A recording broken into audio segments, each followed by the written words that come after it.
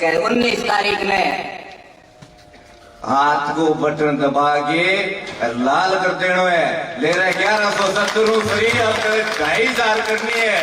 क्यों कहे बाबू साहब डरावे बहुत है, डरानो चाहिए साया के नाम ये बात ने याद रखियो। बात बहुत है, टाइम कम है। आपने मेरी बात सुनी, इसके लिए बहुत बहुत आभार। इंकलाब जिंदाबाद। बहुत बहुत धन्यवाद साहब। अब मैं आगे के उद्बोधन के लिए संक्षिप्त उद्बोधन के लिए आमंत्रित करूंगा कन्हैयालाल सैनी और कालू माली को कि आप आए और संक्षिप्त शब्दों में अपनी बात रखें। आज की अध्यक्षता कर रहे अध्यक्ष महोदय, मंच पे आसीन हमारे चूरू लोकसभा प्रत्याशी श्री राहुल जी कसवा साहब, हमारे लोक लाडले विधायक श्री नरेंद्र जी बुढ़ारिया जी, मेरे बड़े महिला कानून निर्मल प्रसाद, सम्मानित मंच, मेरे देव पिता दुनिया बुजुर्गों, मेरे हम उम्र के युवा नौजवान साथियों, आप सभी को राम राम, इंकलाब जिंदाबाद। लाइट थोड़ा लेट हो गया, लेकिन ये थाना क्षमा, थारू हाथ जोड़ के क्षमा मांगा, गलती होगी क्योंकि मैं थोड़ा सा प्रोग्राम बहुत बड़ो। मैं बात के लोग 2014 पहली देखिए कांग्रेस की सरकार ही, कांग्रेस की सरकार का गुण और 2014 माध्यम जी भाजपा की सरकार बनी बिना अवगुण थे। चेक करो 2014 में मैंने इतनी महंगाई को नहीं जितनी अब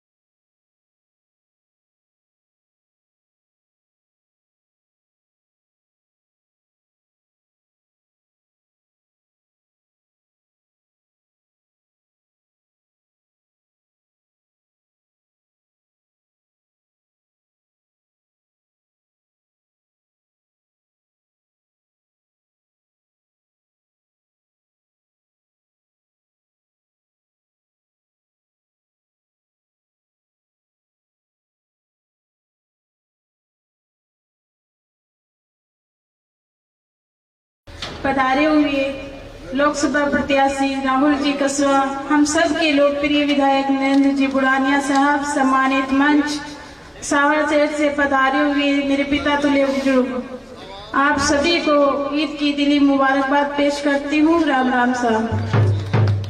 राहुल कसवा जी ने और उनके परिवार ने 3 साल के लंबे समय में भाजपा सरकार में रहकर निस्वार्थ भावना से 36 कौम को साथ लेकर कार्य किया और उन्होंने हर व्यक्ति, हर किसान, हर उस गरीब व्यक्ति की आवाज को उठाया और उसका काम किया। इतने विकास कार्य करवाए कि जनता इनकी हो गई। तो मैं आप सभी से यही कहना चाहूंगी कि भाजपा की सरकार है वो स्वार्थी है, वो अपने स्वार्थ के लिए कुछ भी कर सकती है। इस तानाशाही सरकार से हर गरीब व्यक्ति परेशान है, किसान सड़क पर आ गया है और जिसने भी आवाज उठाई उस पर लाठियां बरसाई गई।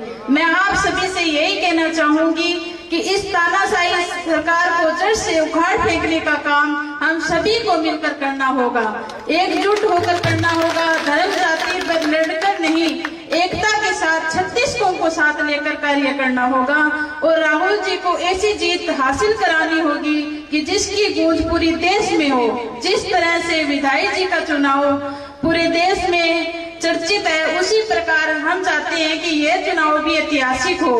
मैं मेरे समाज के भाइयों से व आप सभी से आपकी बेटी निवेदन करना चाहती है कि आप सोच समझकर अपने बच्चों का भविष्य देकर और हमारे देश का संविधान देकर वोट करें, क्यों आज जो समय आपके पास है वो 5 साल बाद आएगा भी नहीं, वो भी हमें नहीं मालूम है। अब आपके हाथ में आपके बच्चों की तकदीरें हैं और आपको ही सोच समझकर वोट देना है। इन्हीं शब्दों के साथ जय हिंद, जय भारत, धन्यवाद। मैं कॉमरेड निर्मल कुमार जी से आग्रह करूंगा कि आप अपने विचार रखें। सम्मानित मंच, हमारे उम्मीदवार राहुल जी, विधायक जी बुढ़ानिया जी, सम्माननीय बुजुर्गों, नौजवान दोस्तों, सुनील और कान्नो जी की बात बोल गयो बिंग बाद में निर्मल खातर बोलन खातर बंची कोनी।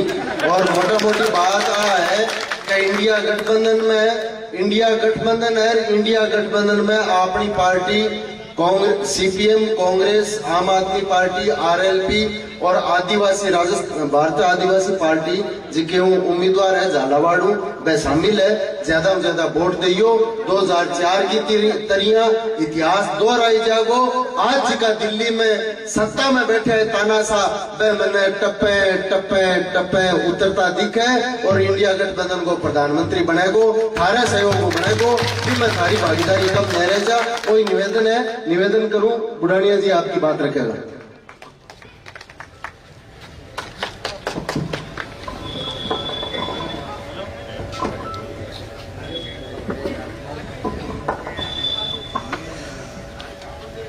मंच पर उपस्थित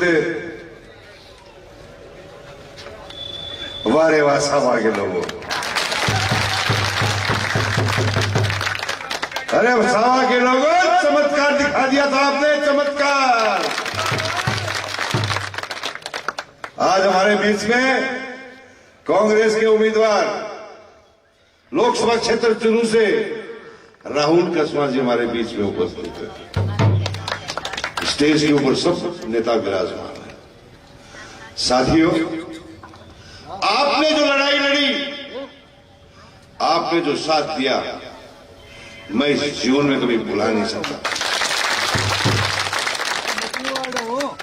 मैं इस जीवन में भुला नहीं सकता। आपने वो लड़ाई लड़ी, सावा के लोगों ने लोगों के दुश्मनों के कान नीचे खड़े हो गए।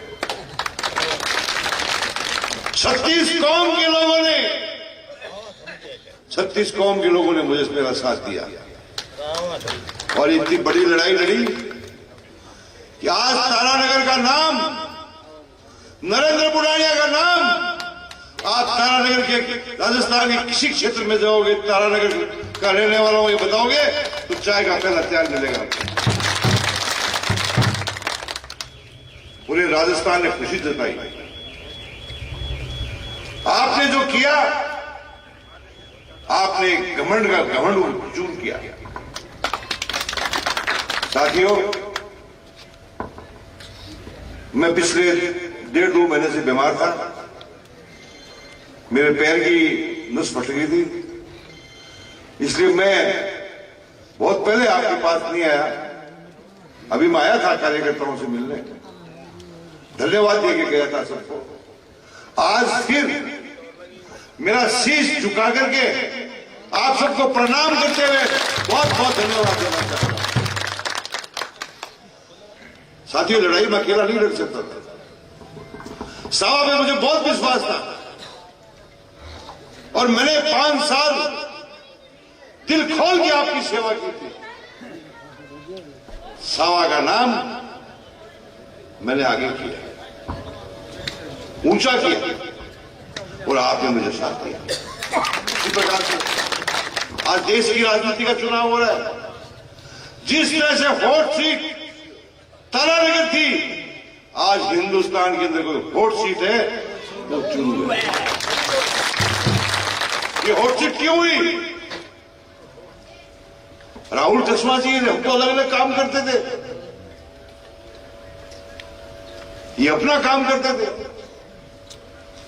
लेकिन जिस प्रकार से, जिस हठधर्मिता से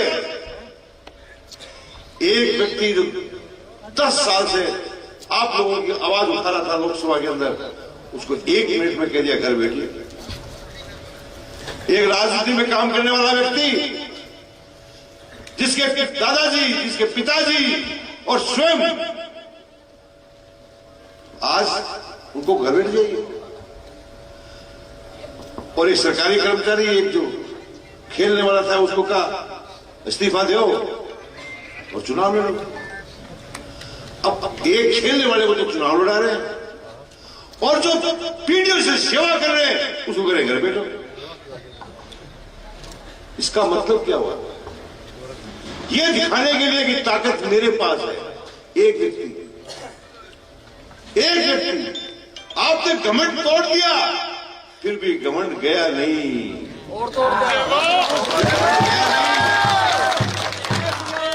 और ये लांछन लगा करके कि मेरे को हराने का काम इन लोगों ने किया और इनका टीम करवा दिया। लेकिन मेरे साथियों, मैंने सोचा कि आज इस प्रकार से एक राजनीतिक व्यक्ति को, एक नौजवान को आप 1 मिनट में दूध में मक्खी गिरती है निकाल के फेंक दिया। जब मैंने टीवी में सुना तो मुझे दुख हुआ कि अन्याय क्यों हुआ है इसके साथ। अन्याय नहीं होना चाहिए था। किसी एक व्यक्ति की हठधर्मिता से। साथियों, ताकत व्यक्ति के पास नहीं होती है, ताकत मेरे पास नहीं है, ताकत जो सामने जनता बैठी है उसके पास है। साथियों, मैंने आपके भरोसे राहुल जी को कहा कि संघर्ष करिए, घर बैठने की आवश्यकता नहीं है। आपका परिवार हमेशा संघर्ष किया है। आइए, आपको बीजेपी ने टिकट नहीं दिया तो हम कांग्रेस की टिकट देंगे। हम पूरे लोकसभा क्षेत्र के कांग्रेसी इन सबसे निवेदन किया कि आप आइए हमारे साथ, संघर्ष करने का निर्णय लीजिए। और इन्होंने संघर्ष करने का निर्णय लिया। आज कांग्रेस उम्मीदवार के रूप में आपके बीच में खड़ा है। साथियों, आज जिस वातावरण में चुनाव हो रहा है, देश को खतरा है, खतरा है देश को, इस देश के प्रजातंत्र को, इस देश के संविधान को। कहते हैं 400 पार, अरे कहां जरूरत पड़ गई कहने की 400 पार? आप क्या गिनती लिख के रहे हो पहले से? क्या आपने तय कर रखा है पहले से? अरे 400 पार तो जनता बताएगी 400 पार है कि 200 पार है।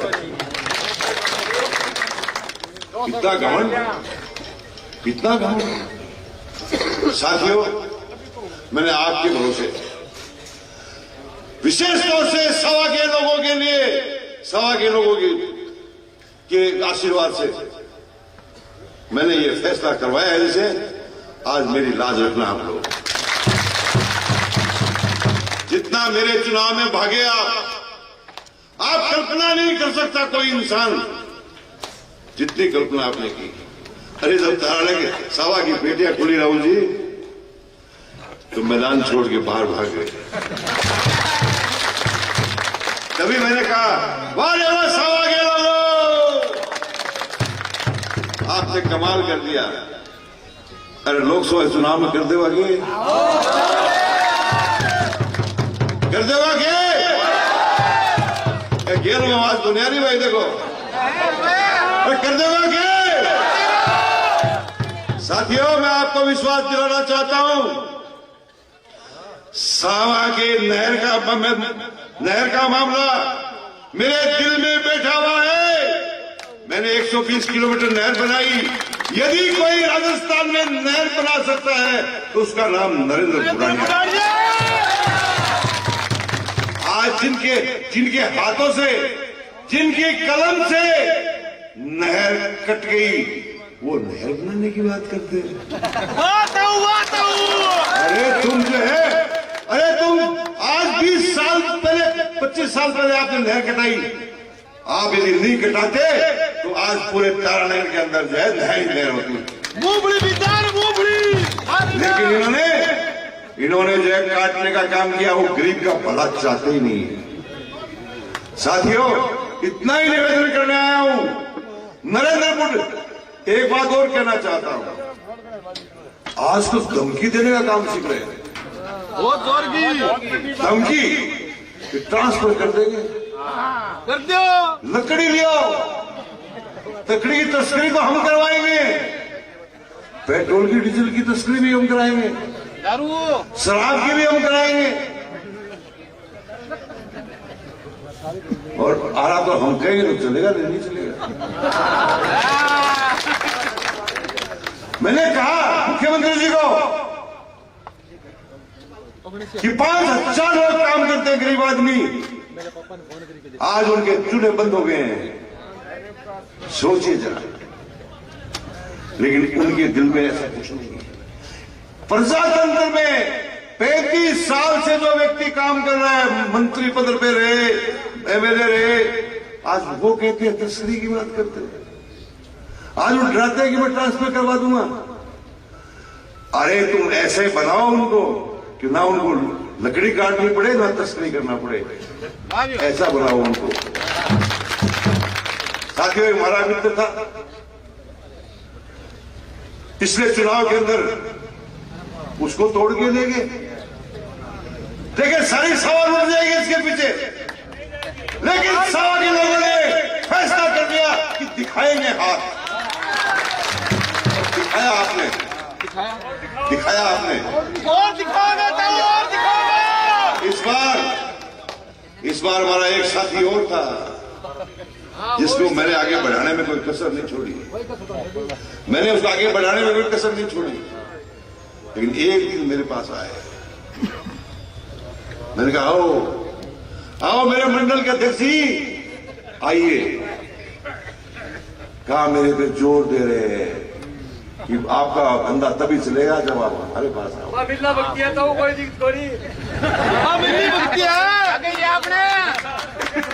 साथियों, दबाव की राजनीति से ले गए डर धमका करके, लेकिन जनता देख रही है, जनता देख रही है सारा का सारा। उस दिन देखना, एक वोट भी अलग नहीं जाएगा आपकी तरह। हैसियत आ जाएगी। साथियों, इतनी कहना चाहता हूं। शहर के अंदर मीटिंग है, मैं बहुत लंबा बोलना चाहता था तो बोलो, लेकिन शहर के अंदर मीटिंग है तारानगर में, इसलिए आपसे इतना ही निवेदन करना चाहता हूं। मैं फिर आऊंगा आपके पास में, चुनाव से पहले आऊंगा आपके पास में एक बार और, आपके दिल की बात और करूंगा। लेकिन मैं आज इतनी अपील करना चाहता हूं, मैं इतनी अपील करना चाहता हूं कि हम सब ने आपके भरोसे निमंत्रण दिया है, और निमंत्रण देके ये बुलाया है, और ये दर्शाने के लिए ये एमपी तो 7 बार बन गए। अरे बनते रहेंगे। सवाल एमपी बनने का नहीं है, सवाल हैसियत है। तारानगर से तो कर दिया आपने काम, अब कोई 10-20% बचा होगा। लोकसभा के चुनाव में कर दो, सारा सफाया नजर नहीं आएंगे। ये कहते हैं ना, स्मगलिंग करेंगे, ट्रांसफर करेंगे, ये नजर नहीं आएंगे आपको कोसों दूर। और आपको ये भी विश्वास दिलाना चाहता हूं, डरना मत, डरना मत। नरेंद्र बुरानिया की लाश के ऊपर निकल करके मेरे कार्यकर्ताओं की तरफ देखेंगे, इतना विश्वास दिलाना चाहता हूं आपको। ये चुनाव के बाद इन दिखाऊंगा इन अधिकारियों को कि कैसे थाने चलते हैं और कैसे तहसील चलती है। घेर लूंगा इनको आकर के। मेरी जनता, मेरे कार्यकर्ता की तरफ आंख उठाई तो आंखें निकाल दूंगा। यही बात कहना चाहता हूं।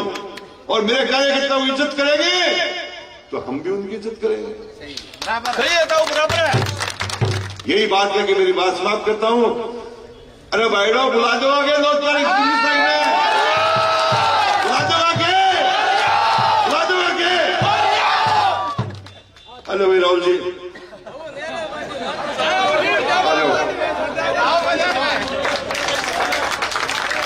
आदरणीय बुलारिया जी, प्रधान महोदय, सम्मानित मंच, गांव सावा के सभी सम्मानित नागरिकगण, गलो बैठ रहे तो मिनट कभी बोलूंगा मैं। बात बुलारिया जी सारी कह दी है। ये बुलवानो चाहो थे तैयार और आगे तैयार ही उतने बैठे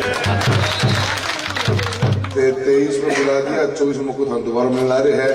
वो थारे कारण ही पूरी लोकसभा में जोश आ रहे हैं कि बुलवाया जा सके हैं। सावा तारनगर ने पूछ के देख लो चाहे। 2 ही बातें बतानी चाहूँ। चुनाव लोकसभा को बहुत बड़ो चुनाव हुआ है और ऐ चुनाव में आप एक विचार में लेके आगे चले। हाँ, हमारे समझ की चीज तो इतनी ही है, जो राजनीति करते हुए बहुत लंबो समय हो गया।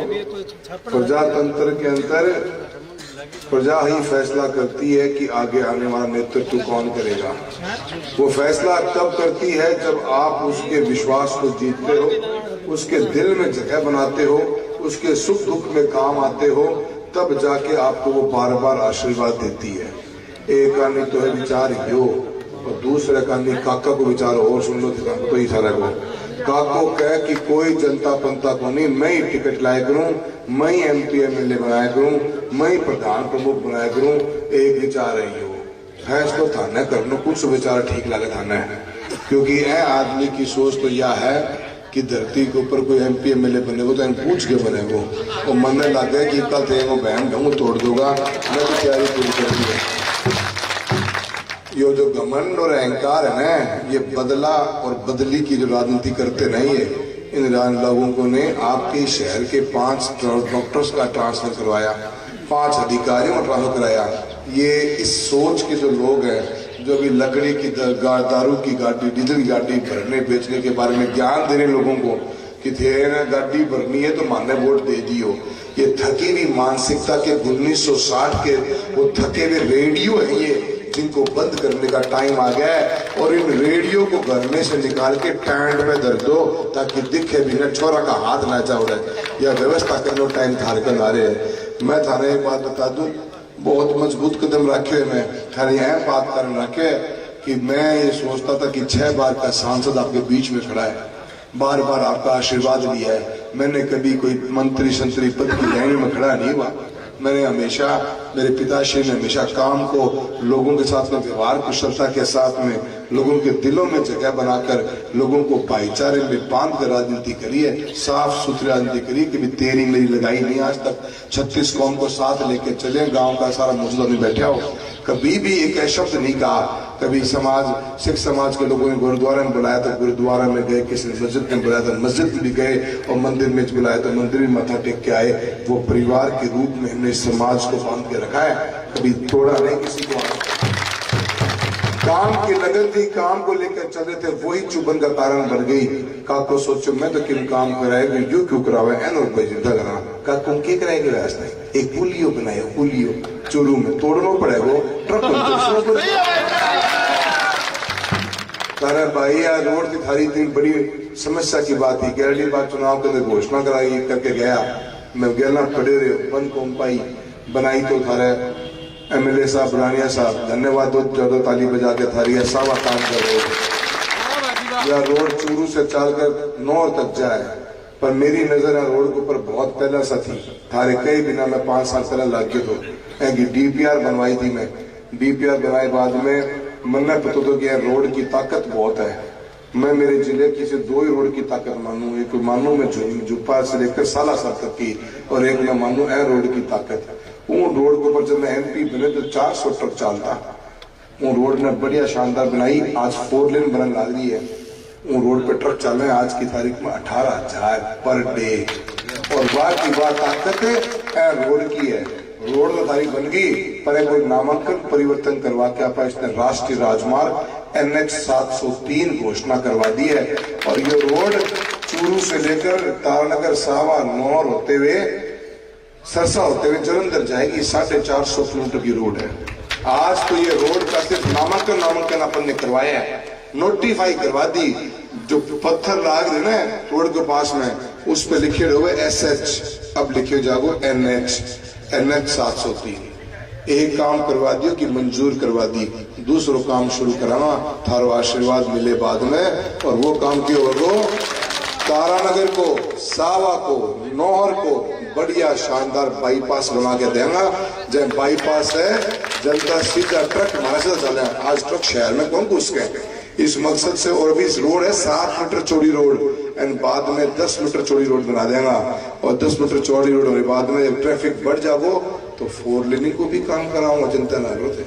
यह बहुत बड़ी सौगात सभा को देके जा रहे हैं। और इस काम में हमने आपके सामने हाईवे का नामांकन बदला दिया है। हमारी राजनीति काम की राजनीति है। हमने कभी भी द्वेषता नहीं पाली। राह जानिया आदमी राजा है, राह करता, चेहरे पे मुस्कान रहती, कभी आंखा में क्या के प्रति जहर को निकलता। काका के डॉक्टर को देखता मैं नीचे ना, सिद्ध देखता ना। और ये चुनाव में मजबूती से कदम रखा है मेरे साथियों।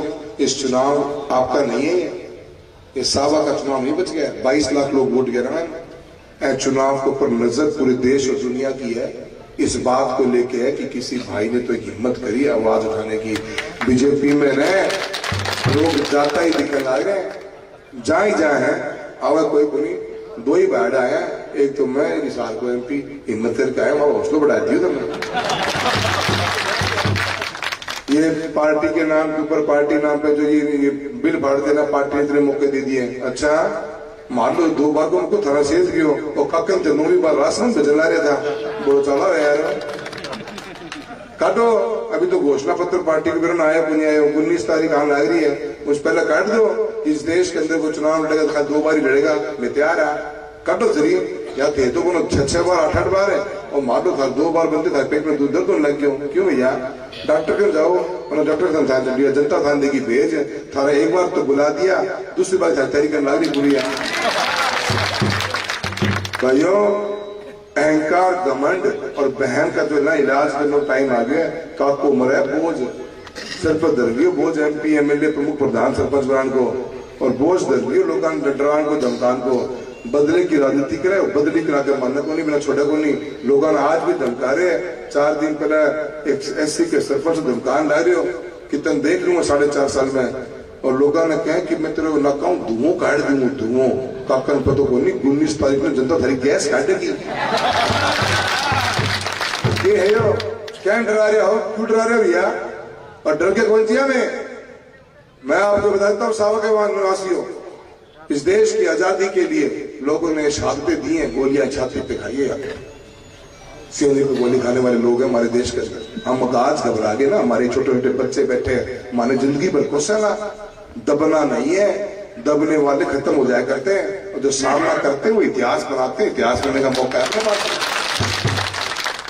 हमको धमका के डरा के कोई आदमी कहना चाहेगा चलेगा नहीं। और मैंने इसी की आवाज सामने खिलाफ आवाज उठाई मजबूती के साथ में, आप लोगों के भरोसे उठाई। मैं तो खाली मोहरा रह गया हूँ। अब बात चुनाव सिर्फ सोच का रह गया है कि क्या सावा की जनता इस बात को मानती है कि जनता के बीच में रहने वाला व्यक्ति आपका नेतृत्व करेगा, या कोई कर्नाटक का नेतृत्व करेगा।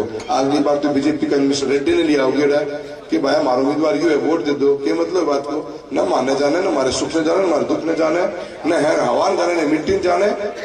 क्या करेगा भाई, कर जाकर वोट देता, या क्या पता चलाई जा रही है। हर दिन आदमी ने घर से बाहर निकलते जरूरत पड़े काम की, किसके जाके खड़ा होगा। थे तो ढांचा टोटल ला रहे देश के ने, इसीलिए आवाज उठाइए। आपका आदमी या सरपंच गांव का बना हुआ है, कोई कहते कि भी महाराष्ट्र का आदमी आगे गांव में सरपंच चुनाव लड़ सके है, तो क्या कर लो आधे आप समझ सके वो क्या व्यवस्था बनाना चाह रहे हो। लोगों ने डरा रहे हो 400 पार 400 पार 400 पार, क्या करूँ हो रहे हो 272 काम कर रहे हो, क्या करूँ हो रहे हो बताओ। जनता ने, पूरी जनता के अंदर एक आम आदमी, एक दलित परिवार का व्यक्ति, एक अल्पसंख्यक व्यक्ति, एक OBC का व्यक्ति, एक EWS का व्यक्ति, 36 कौम के लोग डरे बैठे हैं देश के अंदर यार। कि हम संविधान को संशोधन कर देंगे?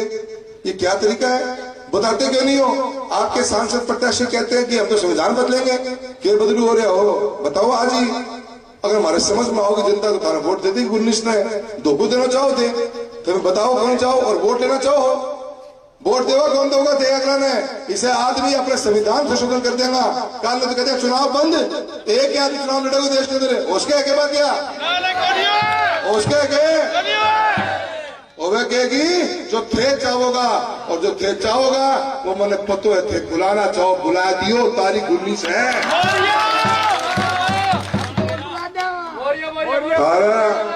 बनाने जी का बहुत बड़ा साथ मिला है। इंडिया गठबंधन की एक मजबूत टीम है। सब लोग मिलकर चुनाव लड़ रहे हैं। आने वाली इस 19 तारीख में थारा आशीर्वाद देने वास्ते आया हूँ। मजबूत साथ दियो, एक नया शुरुआत करी है। मैं पूरी उम्मीद रखता हूँ कि सावा का भी पूरा आशीर्वाद मिलेगा। सभी का बहुत बहुत धन्यवाद। जय हिंद, जय भारत। बहुत बहुत धन्यवाद साहब।